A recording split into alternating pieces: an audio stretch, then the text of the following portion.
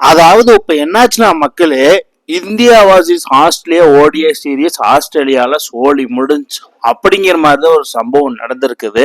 அது என்னன்னு பாக்குறதுக்கு முன்னாடி நம்ம சேனலை சப்ஸ்கிரைப் பண்ணிக்கோங்க, கொஞ்சம் சப்போர்ட் பண்ணுங்க ஃப்ரெண்ட்ஸ். அதாவது மிட்டில் மார்ஷா சுப்பன் கில்லா இன் ஆஸ்திரேலியால அப்படிங்கிற மாதிரி அந்த டிராஃபியை கையில புடிச்சிருந்தாங்க ரெண்டு பேரும் சேர்ந்து. அந்த வகையில இப்போதைக்கு மிட்டில் மார்ஷ் தான் 1-0 என்ற முன்னிலையில இருக்கிறாப்ல. அந்த மாதிரி என்ன நடந்ததுன்னு பார்த்தா, இன்னைக்கு மேட்ச் வந்து ஸ்டார்ட் பண்ணாங்க. ஸ்டார்ட் பண்றதுக்கு முன்னாடியே நிதிஷ்குமார் ரெட்டி ஓடிஐ டிபியூட் ஆனாரு. அது யாரு கையில அந்த கேப் வாங்கினாருன்னா ரோஹித் சர்மா கையில. ரோஹித் சர்மா கையில கேப் வாங்கியிருக்கோம். இன்கேஸ் ஹார்திக் பாண்டே இந்த ஓடிஐ சீரீஸ்ல இருந்திருந்தாருன்னா ஹார்திக் பாண்டே கையில வாங்கியிருப்பாரு எஸ் ஆல்ரவுண்டரா. ஸோ அவர் இன்ஜுரினால இந்த ஓடிஐ சீரீஸ்ல அவர் கிடையாது ஸ்குவாட்ல. சரி வா நம்ம போய் மேட்சை ஸ்டார்ட் பண்ணலாம் அப்படிங்கிற மாதிரி சுப்பன் கில் மிட்டில் மார்ஷ் டாஸ் போட கிளம்பிட்டாங்க. டாஸ் போட்ட கையோட யார் வின் பண்ணா? நம்ம ஆஸ்திரேலியா கேப்டன் மிட்டில் மார்ஷ் டாஸை வின் பண்ணிட்டு, நாங்க ஸ்ட்ரெயிட்டாவே கோஸ் டு பவுல் போஸ்ட்பா, நீங்க பேட்டிங் ஆடுங்க இன் பிரெத்ல. அதாவது நம்ம மறக்கக்கூடாது, மிட்டில் மார்ஷுக்கு இந்த Perth stadium home ground. So bowling போட்டுக்கலாம் அப்படிங்கிற மாதிரி கிளம்பிட்டாரு. ஃபர்ஸ்ட் பேட்டிங் பிடிச்ச இந்தியா என்னடா டே அப்படிங்கிற மாதிரி ஒரு பேட்டிங். அதாவது 4 மாசம் கழிச்சு விராட் கோலியும் ரோஹித் சர்மா களத்துல இறங்கினாங்க. களத்துல இறங்கி சுப்மன் கில்லும், அதாவது ரோஹித் சர்மா 2 பேரும் ஓப்பனர், எல்லாத்துக்குமே தெரியும். அவரு ஒரு போர் அடிக்க இவரு ஒரு போர் அடிக்க களை கட்ட போகுது அப்படின்னு சொல்லி தீவாரி செலிப்ரேஷன் இதுதான்டா அப்படிங்கிற இருக்கும்போது ஒட்டாவல் நாசில் விட்டு ஒரு லென்த் பிச் பால் பவுன்சர் பாலை போட்டு அசையாத மரம் ஒன்று ரோஹித் சர்மா போக அப்படிங்கிற மாதிரி அவுட் ஆகி பெவிலியன் திரும்பிட்டாரு. அவர் அவுட் ஆன கையிலேயே நம்ம தலைவர் விராட் கோலி பண்றது ரொம்ப ரொம்ப ரொம்ப தப்பான விஷயம். அந்த 9th ஸ்டெம்புக்கு அவுட் சைடு ஆஃப் ஸ்டெம்ப் எப்ப பார்த்தாலும் அவுட் ஆகி பெவிலியன் திரும்பிட்டே இருக்காரு. அதே மாதிரிதான் 4 மாசம் கழிச்சு வந்து 8 பால் பிடிச்சி டக் அவுட் ஆகி பெவிலியன் திரும்புறது, அதாவது ரசிகர்களுக்கு பெரும் வருத்தம். அதாவது தீபாவளி ஹாப்பி நியூஸ்ங்கிறது Deepavali sad news, sad celebration அப்படிங்கிற மாதிரி எல்லாம் ட்ரோல் பண்ண ஆரம்பிச்சிட்டாங்க. என்னடா ஆடுற, அந்த 9th ஸ்டெம்க்கு பால் போறது எதுக்குடா தொடர அப்படிங்கிற மாதிரி பேட்ஸ்மேன்ஸ் இப்படியான எப்படி அப்படிங்கிற மாதிரி பேன்ஸ் கேட்டு கொந்தளிக்கிறாங்க. இப்படியே போச்சுன்னா இது சரிவட்டு வராது அப்படிங்கிற மாதிரிதான் இருந்தது. அது இவங்கன்னா இப்படி பண்றாங்கன்னா இந்த ரெயின் வேற சும்மா பெர்த் ஸ்டேடியத்துல, அதாவது இந்தியாவிலதான் மழை பெய்யுதுன்னு பார்த்தா ஆஸ்திரேலியாலையும் மழை பெய்யுது. என்னடா அது, ஒவ்வொருத்தர் வந்து கொடை பிடிச்சி வந்து உட்கார்ந்து இருக்கிறா. கொடை பிடிச்சி உட்கார்ந்தது யாருக்காக? விராட் கோலி ரோஹித் சர்மா பேட்டிங் ஆடுறத பாக்குறதுக்காக எல்லாம் உட்கார்ந்துட்டு இருந்தாங்க.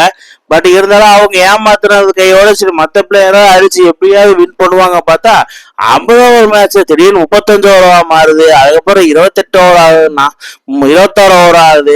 இப்படியே வந்து இந்தியாவுக்கு சாதகமே இல்லை, ஆஸ்திரேலியாவுக்கு ஃபுல் சாதகமா மாறிடுச்சு. பவுலருக்கு வேற மாதிரி வரவனால ஒரு விக்கெட் எடுத்துட்டே இருக்கிறான். அதுல இந்த ஸ்கோர் போர்ட் பார்த்தா உங்களுக்கே தெரியும். அதாவது ரோஹித் சர்மா 14 பாலுக்கு 8 ரன்னு, சுப்மன் கில் 18 பாலுக்கு 10 ரன்னு, விராட் கோலி 8 பாலுக்கு 0 ரன்னு டக் அவுட். அது சிரேஸ் ஐயர் 24 பாலுக்கு 11 ரன்னு. அதாவது ஒரு டீமோட முதுகெலுமே அந்த டாப் 4 தான். டாப் ஆர்டர் பேட்ஸ்மேன் எப்படி ஆடுறாங்க பொறுத்துதான். டாப் ஆர்டர் வந்து பாத்தீங்கன்னா 30 ரன்னு கூட அடிக்கல.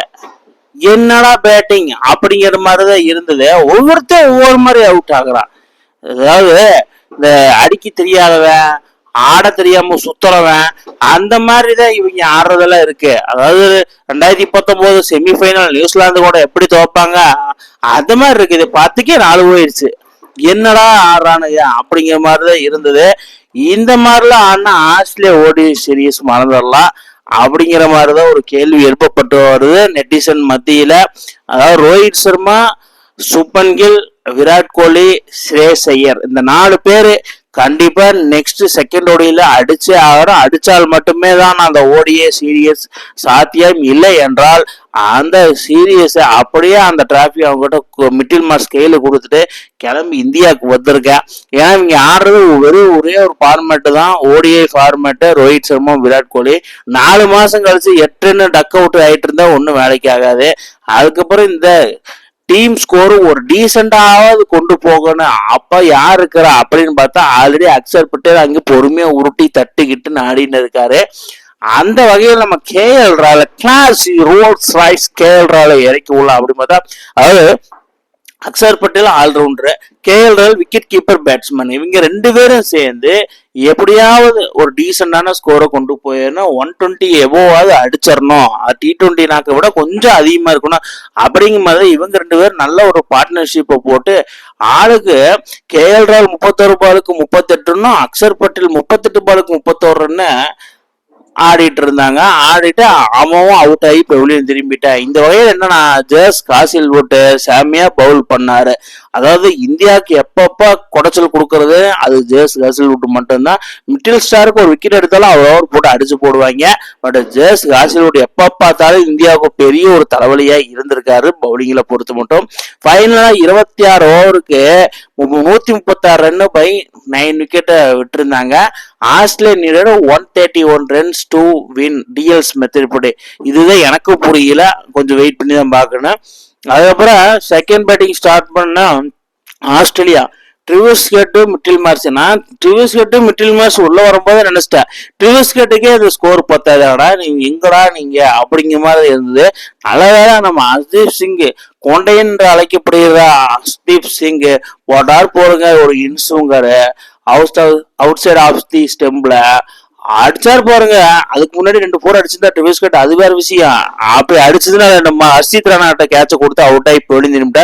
அதுக்கப்புறமா மேத்யூ ஷாட்டும் மிட்டில் மார்ஸும் பொறுமையா ஆடிட்டு இருந்தாங்க. சடனா ஒரு ஸ்பின்னரை கொண்டு வந்து விக்கெட் எடுத்துட்டாரு Shubman Gill captaincy. But Shubman Gill captaincy பண்ணாரா இல்ல ரோஹித் சர்மா கேப்டன்சி பண்ணாரான்னு தெரியல. ஏன்னா ரோஹித் சர்மா தான் பாத்தீங்கன்னா கடைசி வரைக்கும் அந்த ஃபீல்ட் செட்டப் எல்லாமே பண்ணிட்டு இருந்தாரு. பட் அக்ஷர் பட்டேல் சடனா உள்ள ஒரு விக்கெட் எடுத்தது வேற லெவல. பட் இந்த 2 விக்கெட் போனவரையும் இதே எனக்கு ஒரு நம்பிக்கை இருந்தது, சரி எப்படியாவது வின் பண்ணிடலாம் அப்படிங்கிற மாதிரி இருந்தது. ஏன்னா ரோஹித் சர்மா தான் இந்த கேட்ச் பிடிச்சா, அதாவது பேட்டிங்ல எந்த ஒரு கான்ட்ரிபியூஷன் பண்ணாட்டியும் ஃபீல்டிங்ல ஏதோ ஒரு கான்ட்ரிபியூஷன் பண்ணிருக்காப்புல நம்ம தலை அப்படிங்கிற மாதிரி தான் இருந்தது. ரோஹித் சர்மா அந்த கேட்சை பிடிச்ச செலிப்ரேஷன் பண்ணா. அதுக்கப்புறமா எப்படியோ வின் பண்ணிடலாம் பார்த்தா மிட்டில் மார்ஸ் ஜோஸ் பிலிப்பி சிட்னி சிக்ஸர்ஸ்க்காக ஆடுறாரு.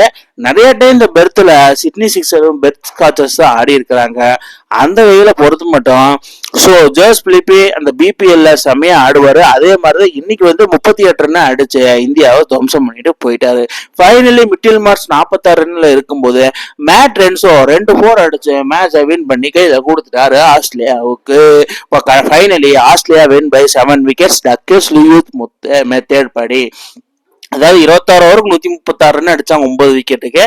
21 ஓவருக்கு 131 ரன் அடிச்சு 3 விக்கெட் இழப்புக்கு ஆஸ்திரேலியா ஈஸியா வின் பண்ணிட்டாங்க. இப்படியே போயிட்டு இருந்தா இந்த சீரியஸ அவங்க கிட்ட கொடுத்துட்டு போயிட்டே இருக்கலாம். மெயினா என்னன்னா செகண்ட் ஓடியாவது அந்த டாப் ஓவர் பேட்ஸ்மேன் கம்பேக் கொடுக்கணும். குறைஞ்சது ஒருத்தர் 2 பேராவது செஞ்சுரி போட்டால் மட்டுமே தான் இந்த ஓடிஏ சீரியஸ் நமக்கு உண்டானதா இருக்கும். இல்லைன்னா ஆஸ்திரேலியாவுக்கு தாராவாத்து கொடுத்துட்டு ரோஹித் சர்மாவும் விராட் கோலியும் இந்தியாவுக்கு கிளம்பி வாங்க. விராட் கோலி இந்தியா வர மாட்டாரு, ஸ்ட்ரைட்டா பஸ்ஸை பிடிச்சி இல்ல ஃபிளைட்டை பிடிச்சி லண்டன் ஓடிடுவாப்புல. நம்ம ரோஹித் சர்மா தான் இங்க திட்டு வாங்கிட்டு இருப்பாரு. சுப்மன்கள் அப்புறம் T20 சீரீஸ்க்காக ஆடுவாரு. பட் ரெஸ்ட் நினைக்கிறேன். பட் சூரியகுமாராவது T20 வாங்குறாரோ பார்க்கல. இவங்க என்னடானா இப்படி ஆடிட்டு இருக்கிறாங்க, என்னதான் பண்றதுன்னு யாருக்குமே என்னமோ புரியல. சுப்மன்கில் கேப்டன்சி அவ்வளவுதான், சோழியை முடிச்சு விட்டாங்க அப்படிங்கிற மாதிரிதான் இருக்குது. சரி நெக்ஸ்டாவது பார்ப்போம். இந்த மேட்ச்ல அற்புதமாக ஆடிய ஆஸ்திரேலியா கேப்டன் மிட்டில் மார்ஸ். அப்பா, அதாவது ஆஸ்திரேலியா கேப்டன்ங்கிறத விட மிட்டில் மார்ஸ் ஒரு 3 சிக்ஸர் அடிச்சாரு பாருங்க, பட்டார்னு. அப்பா, அந்த மாதிரி ஆஃப் சைடுல பட்டுன்னு அடிச்சு ஒரு 6 போகுது. எனக்கே ஒரு செகண்ட், அந்த காலத்துல வீரேந்திர சேவாக் ஆடுவாரு அந்த மாதிரி ஷாட்டை, அந்த மாதிரி ஆடுறாருங்க. வேற மாதிரி 46 ரன் அடிச்சு 3 6 3 பவுண்டரி அடிச்சு கடைசி வரைக்கும் ஒரு கேப்டனா இதான் கேப்டன்சி இன்னிங்ஸ்ங்கிறது. கடைசி வரைக்கும் மனுஷன் நின்னுட்டாப்புல. ஆஸ்திரேலியா செமையா சவுத் ஆப்பிரிக்கா கிட்ட தோத்ததுக்கு அப்புறம் சீரீஸ இந்தியாவோட செம கம்பேக் பண்ணியிருக்காங்க.